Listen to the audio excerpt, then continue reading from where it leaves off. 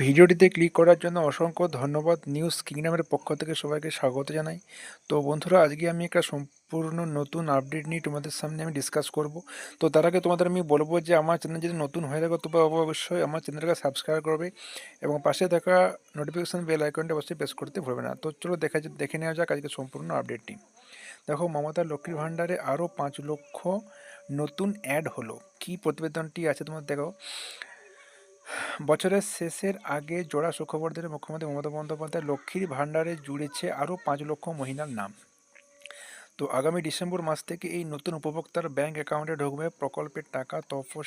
তফসিলি জাতি উপজাতিরা পাবেন 1200 টাকা, বাকিরা 1000 টাকা। এখানে শেষ নয়, আগামী 15ই ডিসেম্বর আবাস যোজনার প্রথম কিস্তি পৌঁছে যাবে গ্রাহকদের অ্যাকাউন্টে। বিধবা ভাতা, বিশেষভাবে সক্ষম মানবিক ভাতা প্রকল্পেও উপভোক্তা তালিকার নতুন আবেদনকারীর অন্তর্ভুক্তির কথা বৃহস্পতিবার জানান মমতা বন্দ্যোপাধ্যায়। তো একটা ভালো সুখবর বন্ধুরা। স্পষ্ট বুঝিয়ে দেন প্রতিশ্রুতি রক্ষা করা পাখির চোখ মা মাটি মানুষের সরকার। মমতা বন্দ্যোপাধ্যায় কিন্তু তিনি তার রেখেছেন। এদিন নবান্নে এক প্রশাসনিক বৈঠকে মমতা ঘোষণা করেন সরাসরি মুখ্যমন্ত্রী ও দুয়ারে সরকারের মাধ্যমে লক্ষ্মীর ভাণ্ডারের জন্য নতুন। নবান্নে এক প্রশাসনিক বৈঠকে মমতা বন্দ্যোপাধ্যায় ঘোষণা করেন সরাসরি মুখ্যমন্ত্রী ও দুয়ারে সরকারের মাধ্যমে লক্ষ্মীর ভাণ্ডারের জন্য নতুন আবেদন এসেছে। তাদের প্রকল্পের উপভোক্তা তালিকাযুক্ত করা হলো এবং সব মিলিয়ে সংখ্যাটা প্রায় 5,07,000। ডিসেম্বর মাস থেকে তারা লক্ষ্মীর ভাণ্ডার প্রকল্পের আর্থিক সহায়তা পাবেন। তাদের জন্য সরকারের বাড়তি খরচ হবে 54,000 কোটি টাকা। সব মিলিয়ে লক্ষ্মীর ভাণ্ডারের প্রকল্পের উপভোক্তাদের তালিকা দিকে দাঁড়ালো 2,21,00,000। চিন্তার বিষয়, 625,20,00,000 টাকা এই খাতে খরচ হবে সরকারি। লক্ষ্মী ভাণ্ডারের নির্দিষ্ট বয়সীমা পেরোলেই সংশ্লিষ্ট উপভোক্তাদের বার্ধক্য ভাতা প্রকল্পে যুক্ত করা হবে। তার জন্য আলাদা কোনো আবেদন গ্রহণ করতে হবে না। এদিন সে কথা মনে করিয়ে দেন মুখ্যমন্ত্রী মমতা বন্দ্যোপাধ্যায়। জানিয়েছেন আরও যে আবেদনকারীর বয়স নির্দিষ্ট সীমা অতিক্রম করে গিয়েছে তাকে অন্য প্রকল্পে যুক্ত করে নেওয়া হয়েছে। চলতি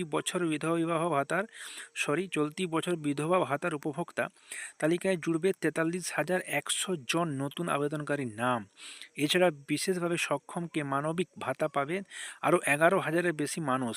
কৃষক বন্ধুর নতুন প্রকল্প ইতিমধ্যে 1,08,95,000 কৃষককে 2,943 টাকা সরকার সহায়তা প্রদান করেছে। আর আবাস যোজনার যেটা আপনি বলছিলাম, যে আবাসের যোজনার যে প্রথম কিস্তির টাকা সেটা ডিসেম্বরের 15 তারিখের মধ্যেই পাওয়া যাবে। এই বিষয়ে তিনি কী বলেছেন দেখুন।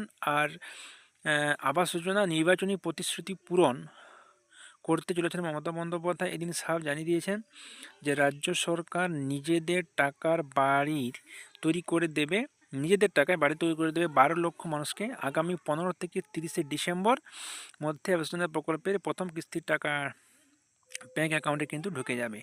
আর বাকি যে থাকবে 24 লক্ষ উপভোক্তা, তাদের পর্যায়ক্রমে দেওয়া হবে কিস্তির টাকা।